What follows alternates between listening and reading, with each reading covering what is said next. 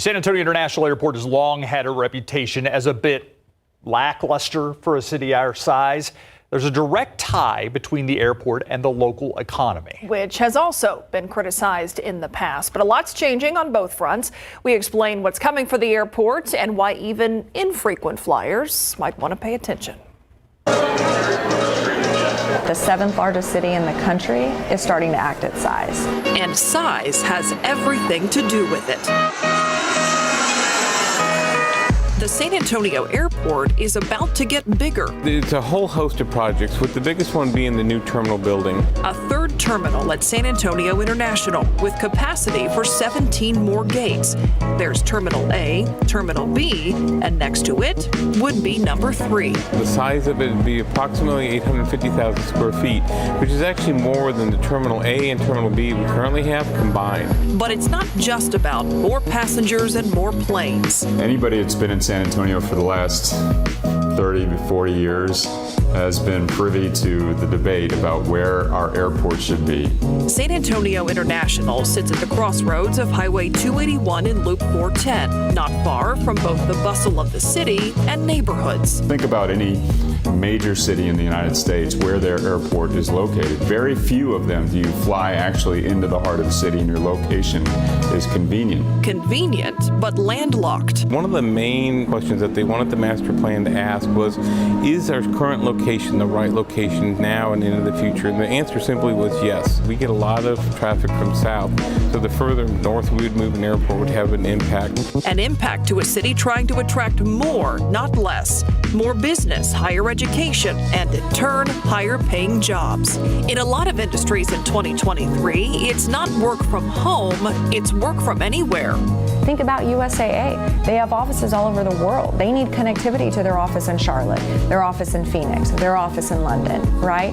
If they want to grow here, they need to be able to connect to satellite offices. The mission of Greater KSAT is to help companies in San Antonio grow here and stay here and recruit new ones. The airport is directly related to propelling our economic trajectory. We know we need greater nonstop connectivity and we need capacity. And that's been a knock on the San Antonio airport for years, a lack of nonstop flights, whether you're traveling for business or pleasure. The new terminal, according to those behind this project, is a way to get those flights. San Antonio is the largest city in the country without transatlantic service, and we are aiming to change that. But that's key for us. Think London, think Frankfurt. We also need greater connectivity to Toronto, primarily for our cybersecurity organizations here. And then Mexico is a key market, not just because of proximity, but because of our manufacturing sector here. So Querétaro is a key destination for us from a business perspective. Domestically, we absolutely need a nonstop to DCA. I mean, DCA is a key airport for us. DC is a key market for us. That's the only site that it literally takes an act of Congress to create, and so we're working through that process right now. That's because of something called the Perimeter Rule, which dates back to 1966. It restricts nonstop flights to DCA, also known as Reagan National, to within 1,250 miles of that airport. San Antonio is 1,600 miles away.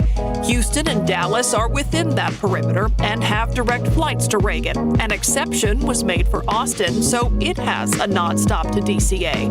But not us. Military City, USA, home to 80,000 active duty military personnel and hundreds of thousands of veterans. Think about NSA being here, the Air Force's cybersecurity headquarters being here in San Antonio, aviation, manufacturing, all of the different federal contractors. Greater KSAT is part of the Capital Access Alliance, along with numerous other organizations and companies trying to push Congress to change that perimeter rule. Other direct flights the city wants to get or get more of: Raleigh-Durham, North Carolina, Boston, Chicago, and the Bay Area in California. But this isn't necessarily a project, build it and they will come, right? We have to get airlines on board to make that connection happen. It is a very delicate dance that we do with the airlines, because ultimately it's the airlines themselves that pay for these facilities through the fees that they pay when they take off and land from San Antonio International. Let's not just wait for airlines to come to us. And so we are having these conversations where we are are telling the San Antonio story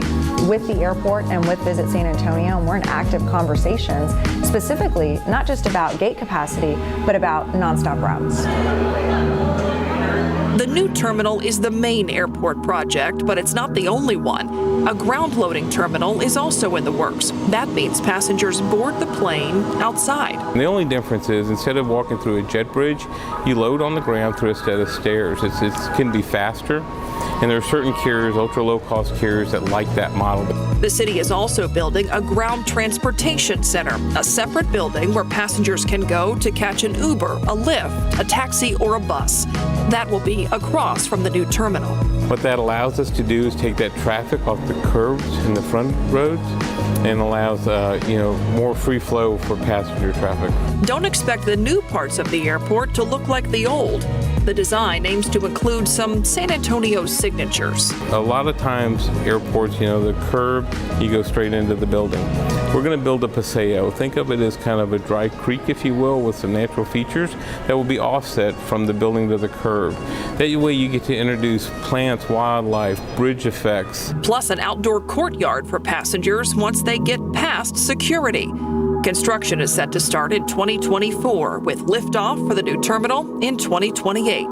The entire project is estimated to cost $2.5 billion, which will be paid for, the mayor says, through airline fees and federal grants. What happens if we lose out on the money, if we don't win those grants? We won't lose out on the money, and we have great support and partnership from the federal authorities. Through this project, the partnership between the airport and the economy is one the city hopes will take off. We can't point at the airport as a problem. They can't point to us as a problem. We are working together to be a solution. There's not a site anywhere in the world, once this is all developed, that we won't be able to reach. What do you want to see explained? Scan this QR code to go straight to the KSAT Explains page. You can find all of our coverage there and a place to send in your own ideas. Keep up to date with all of San Antonio's top news, weather, and so much more by clicking the like and subscribe buttons below. And once again, thanks for watching KSAT.